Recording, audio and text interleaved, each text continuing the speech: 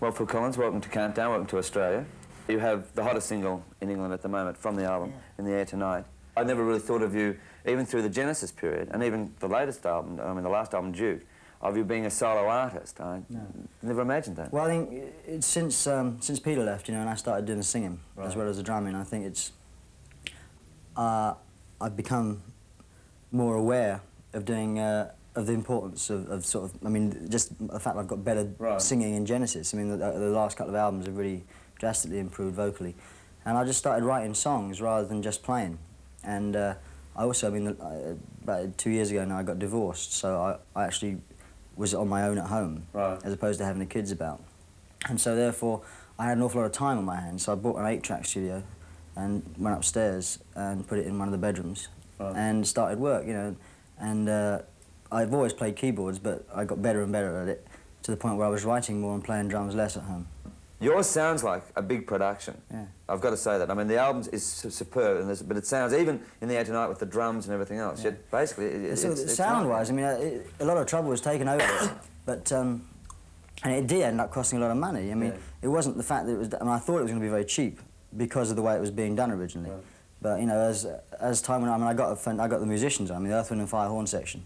For instance, when I went to LA to do the vocals, I got them to do the brass parts. And they, you know, they're not cheap, but they've since become good friends, and they'll be doing the next Genesis album, I hope. I mean, there's all kinds of sort of, it was worth it, really. Steve Bishop sang on it on a track. Alfonso Johnson's one of the best bass players in the world, and he played on it. Clapton's a neighbour of mine, he played on it. I mean, I asked the best people, and they said yeah. Well, let's just go back to last year. The Duke album, and especially in Australia, was highly successful, as was the single Turn It On Again. It was sort of, was it a rebirth for Genesis, in a sense? Yeah, it was. I mean, as I said, Duke was the first album we did after My Problems.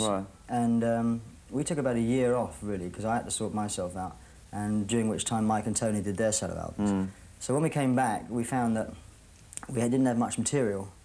I mean, nobody had individual songs really written, apart from myself.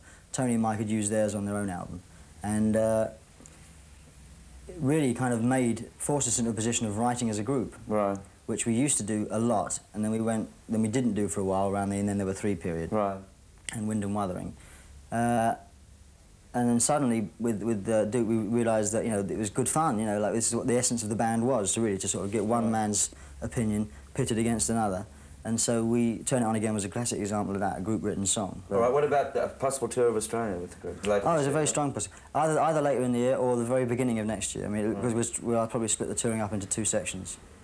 Well, thanks for being on the show. Oh, thanks for having me, yeah. I'll tell you what, as I say, the album Face Values, we might as well tell the title, is an excellent album, and it's a very enjoyable and a very entertaining album.